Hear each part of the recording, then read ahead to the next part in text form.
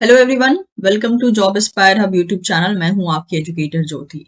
तो आज का जॉब रिक्रूटमेंट जो है वो केवीएस की तरफ से आया है, यानी केंद्रीय विद्यालय संगठन की तरफ से आया है, जिसके अंडर में आपको पता है बहुत से केवीज आते हैं, केंद्रीय विद्यालय आते हैं। उन्हीं में से एक केंद्रीय विद्यालय है जो कि केंद्रीय विद्यालय हल्द्वानी कैंट में जो है सिचुएटेड है। फर्स्ट शिफ्ट यहाँ पे इन्होंने मेंशन करके रखा है। May be they are having the multiple shift Kendriya Vidyalaya, ये हो सकता है। तो आपको पता है कि ऑब्वियसली केंद्रीय विद्यालय को किसी टाइप के इंट्रोडक्शन की जरूरत नहीं है। तो फिलहाल में इन्होंने जो है मल्टीपल पोस्ट रिलीज किए हैं for different kind of teachers, जैसे कि हो गया पीजीटी के लिए, टीजीटी के लिए, ठीक है, पीआरटी के लिए, और भी बहुत से अलग अलग अदर पोस्ट जो हैं इन्होंने एक तरीके से रिलीज किया है। तो चलिए इसी वीडियो में हम जानेंगे कि उनकी क्या क्वालिफिकेशन है, कौन से कैंडिडेट्स अप्लाई कर सकते हैं, सिलेक्शन का क्या क्राइटेरिया है, क्योंकि इन्होंने यहाँ पे किसी टाइप की जो है एप्लीकेशन फी नहीं रखी है, ना ही कोई पर्टिकुलर एग्जाम रखा है। आपको क्या करना है, डायरेक्टली जो है इनके कैंट में, यानी ये जो हल्द्वानी कैंट यहाँ पे मेंशन किया है, that is KV Haldwani cantt, वहां पे डायरेक्टली जो है इंटरव्यू के लिए जाना होगा। ठीक है, तो इंटरव्यू के बेसिस पे जो है आपका सिलेक्शन एक तरीके से देखा जाएगा।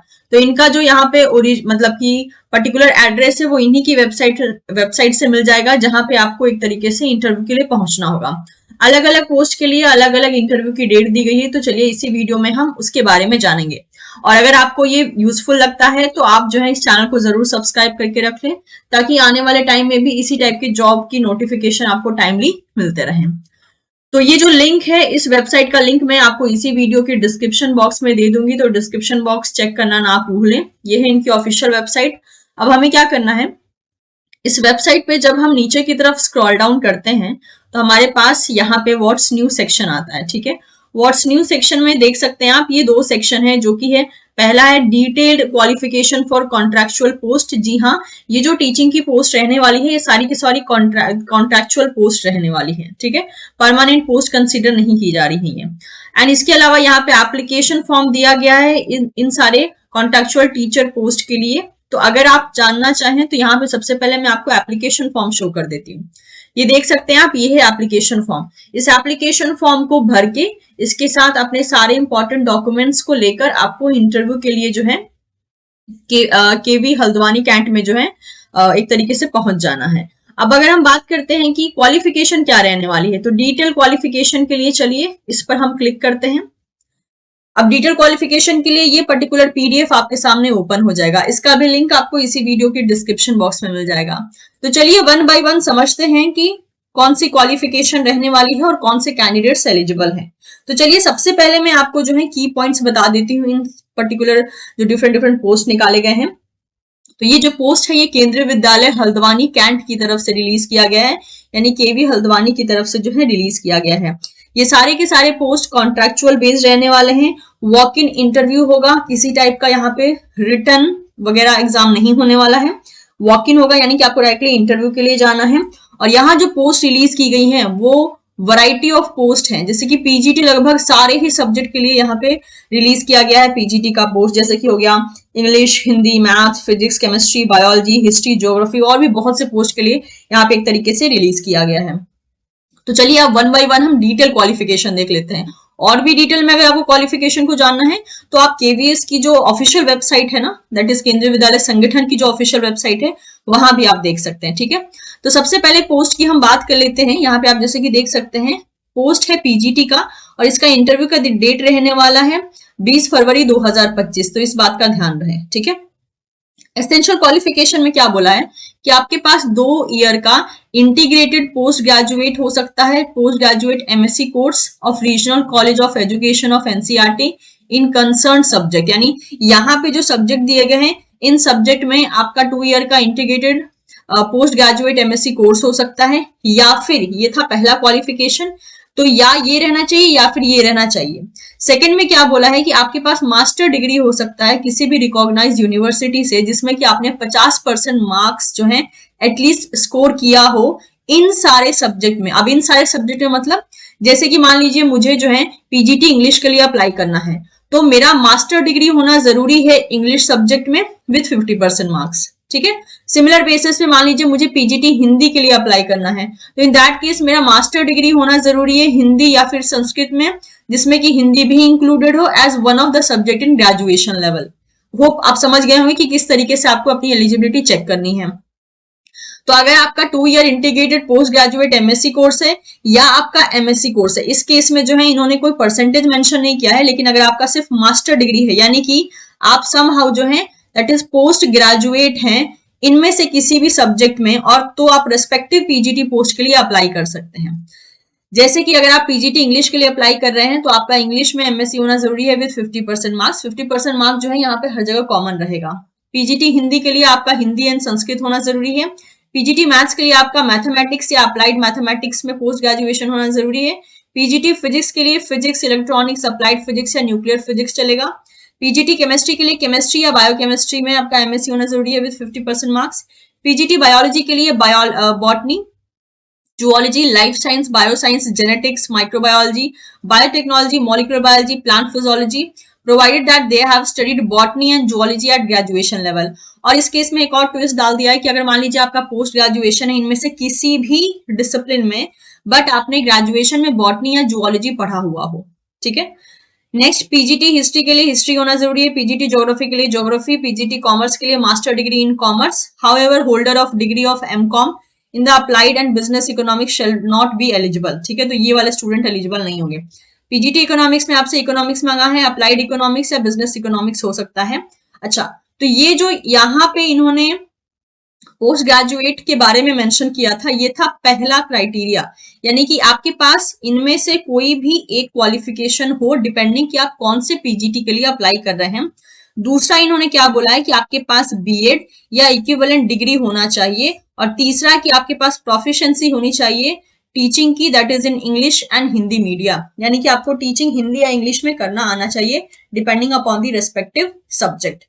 तो ये था सारा qualification about the PGT of different subjects. उम्मीद करती हूँ आपको ये क्वालिफिकेशन समझ में आ गया होगा। नहीं आया हो तो वीडियो को दोबारा से सुन सकते हैं, या फिर इस पीडीएफ को डाउनलोड करके जो है एक बार अच्छे से अपने एंड से आप पढ़ सकते हैं। डिजायरेबल में बोला है, वैसे यहाँ पे एक्सपीरियंस तो कहीं नहीं मांगा है, डिजायरेबल में बोला है आपके पास कंप्यूटर एप्लीकेशन का नॉलेज होना चाहिए। और अगर आप आज के स्टूडेंट है जो थोड़ा सा अपडेटेड रहना जानते हैं, तो जहां तक मेरा मानना है कंप्यूटर एप्लीकेशन लगभग सभी को पता है। मतलब जो बेसिक चीजें होती हैं कि हाँ पीपीटी बनाना, पीडीएफ बनाना, एमएस एक्सेल, एमएस ऑफिस का इस्तेमाल करना, आई थिंक आज के टाइम में मैक्सिमम स्टूडेंट्स को या मैक्सिमम कैंडिडेट्स को वो चीजें आती हैं। Coming to the TGT post, इसका भी जो इंटरव्यू है वो 20 फरवरी 2025 को ही रहने वाला है। एसेंशियल क्वालिफिकेशन में आपसे मांगा है 4 ईयर का integrated degree course of regional college of education of NCERT in the concern subject with at least 50% marks aggregate होना चाहिए, या फिर मतलब आइदर दिस, और ये दोनों के लिए कॉमन रहेगा, ठीक है। या फिर आपके पास बैचलर डिग्री होना चाहिए with 50% marks in concern subject, या फिर combination of subject and in aggregate the elective subject and language in the combination of subject are as under. तो जैसे कि अगर आप टीजीटी संस्कृत के लिए अप्लाई कर रहे हैं तो आपका Sanskrit as a subject in all 3 years, यानी कि अगर बैचलर डिग्री देखा जाए तो आपका संस्कृत जो है तीनों ही साल में पढ़ा हुआ होना चाहिए। Coming to the TGT Hindi, Hindi जो है 3 साल आपने पढ़ा हुआ हो। टीजीटी इंग्लिश के लिए इंग्लिश आपने 3 साल पढ़ा हुआ हो। टीजीटी एसएसटी के लिए एनी 2 ऑफ द फॉलोइंग, जो कि यहाँ पे मेंशन है, जैसे कि history, geography, economics, polytechnic science, ये सारा मेंशन है। टीजीटी मैथ्स के लिए bachelor degree in maths with any 2 of the following subjects like physics, chemistry, electronics, computer science, statistics. TGT science के लिए आपने बॉटनी, जूलॉजी एंड केमिस्ट्री पढ़ा हुआ हो। पास इन द सेंट्रल, इसके अलावा देखिए एक और यहाँ पे इंपॉर्टेंट बोला है कि आपका जो है सीटेट होना चाहिए, ठीक है। टीजीटी के लिए आप अप्लाई कर रहे हैं तो सीटेट होना चाहिए। And proficiency in teaching in Hindi and English medium, और आपको जो है इंग्लिश और हिंदी मीडियम में पढ़ाना आना चाहिए, और कंप्यूटर एप्लीकेशन की नॉलेज होना चाहिए, that is in the desirable case. तो ये था टीजीटी का पूरा eligibility criteria. Okay, coming to the PGT, ठीक है। पीजीटी के लिए बोला है मेनली कंप्यूटर साइंस डिपार्टमेंट के लिए। इसका जो दैट इज एक तरीके से इंटरव्यू होगा वो 21 फरवरी 2025 को होगा। इसमें आपसे क्या मांगा है, एसेंशियल में बोला है एटलीस्ट 50% मार्क्स होना चाहिए, दैट इज इन एग्रीगेट। इसमें से किसी भी फॉलोइंग डिपार्टमेंट में हो सकता है, जैसे कि BE BTech, that is in computer science, IT हो सकता है, बीई बीटेक हो सकता है, एंड पोस्ट ग्रेजुएट डिप्लोमा भी मांगा है। या मतलब या तो ये होना चाहिए, या फिर ये, या फिर ये, या फिर ये और का मतलब हो गया आइदर दिस और दिस, या तो ये सब दोनों एक साथ नहीं। तो ये जो इन्होंने यहाँ पर लगभग हम देख सकते हैं if I am not wrong लगभग जो है, एक मिनट, 1 2 3 4 5 6 7 7 टाइप का इन्होंने आपको ऑप्शन दिया है। ठीक है, कि आपका पोस्ट ग्रेजुएशन हो सकता है कंप्यूटर या कंप्यूटर साइंस में, या बीएससी हो सकता है, लेकिन अलॉन्ग विथ और क्या क्या चाहिए, एमएससी हो सकता है कंप्यूटर साइंस में, या एमसीए हो सकता है, लेकिन और क्या चाहिए, बीई बीटेक हो सकता है। ठीक है, ये बोला गया है। तो ये देख रहे हैं आपकी बीटेक के भी स्टूडेंट यहाँ पे एक तरीके से एलिजिबल हो जा रहे हैं। इसके अलावा जो है आपके पास बोला है, ओके यस, प्रोफिशिएंसी वही हिंदी और इंग्लिश में आपको पढ़ाना आना चाहिए। ठीक है, ये सारी बातें बोली गई हैं। For the subsequent promotion the incumbent will have to acquire BEd और इक्विवेलेंट डिग्री, और आगे प्रमोशन के लिए आपके पास बीएड डिग्री होना जरूरी है। तो ये आप एक बार गो थ्रू कर लीजिएगा, क्योंकि एलिजिबिलिटी क्राइटेरिया तो आपको अपने एंड से एक बार देखना ही होगा। Coming to the computer instructor, जिसका इंटरव्यू 21 फरवरी 2025 को हो सकता है। इसमें जो है मांगा है आपसे बीई सीएससी आईटी में, बीटेक सीएससी आईटी में, बीसीए पीजी डीसीए हो सकता है, एमसीए हो सकता है, एमएससी सीएससी आईटी में हो सकता है, बीएससी कंप्यूटर साइंस से आईटी में हो सकता है, या फिर आपने बीएससी किया हुआ हो मैथ्स या साइंस से with A level DOE ACC. ठीक है, या फिर आपने पोस्ट ग्रेजुएशन किया हो मैथ्स या साइंस से with O level DOE ACC society. ठीक है, तो ये हो गया कंप्यूटर इंस्ट्रक्टर का। योगा टीचर का जो है यहाँ पर एक तरीके से इंटरव्यू डेट रहने वाला है 21 फरवरी 2025। इसमें आपसे मांगा है graduate in yogic science of 3 year course, और post graduation in yoga science हो सकता है ऑफ 2 ईयर कोर्स, या पीजी डिप्लोमा हो सकता है योगा साइंस में ऑफ 1 ईयर कोर्स। ठीक है, इसके अलावा स्पेशल एजुकेटर का भी पोस्ट है, जिसका अगेन इंटरव्यू 21 फरवरी 2025 को कंडक्ट किया जाएगा।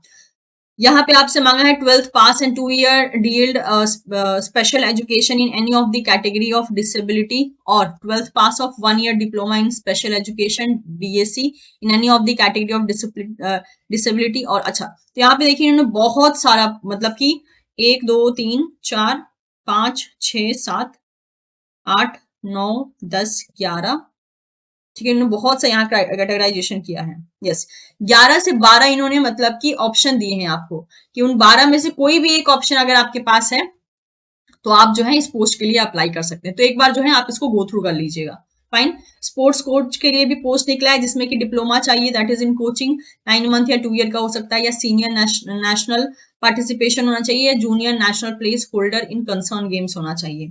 इसका भी इंटरव्यू 21 फरवरी 2025 को ही रखा गया है।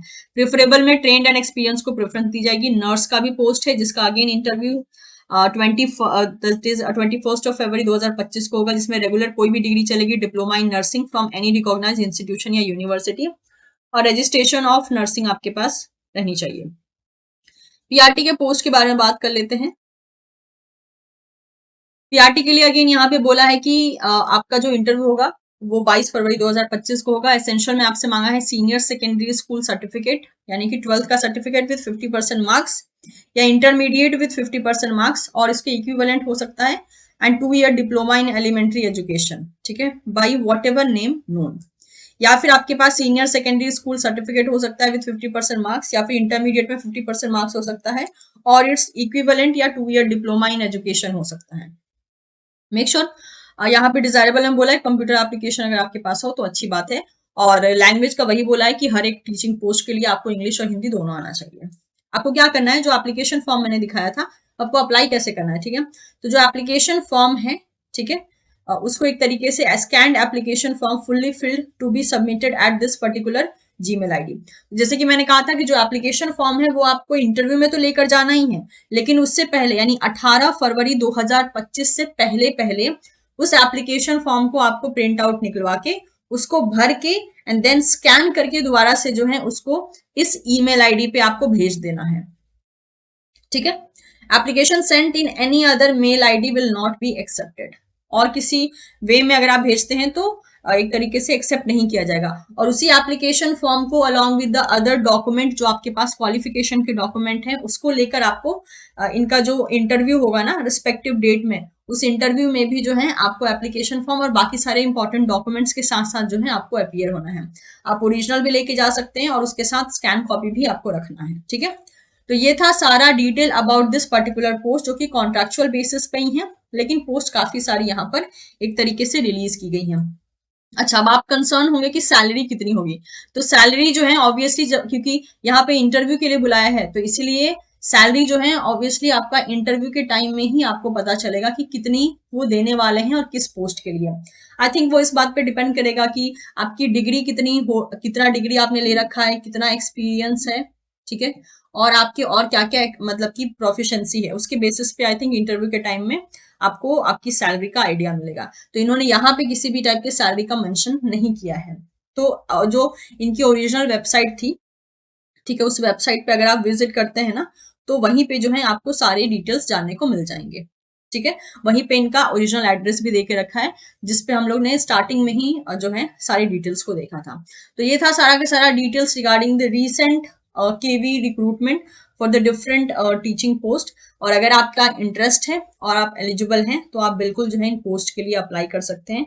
ये एक तरीके से आप कह सकते हैं कि एक्सपीरियंस पाने का जो है बहुत अच्छा तरीका होता है। जब इस टाइप के कुछ मतलब कि शॉर्ट ड्यूरेशन के लिए भी पोस्ट निकलते हैं, और अगर इन केस हम उन पोस्ट के लिए अप्लाई कर सकते हैं, तो हमें जो है जरूर अप्लाई करना चाहिए। एटलीस्ट हमारे जो काम होंगे वो हमारे एक्सपीरियंस के बेसिस पे काउंट हो जाएंगे, ठीक है।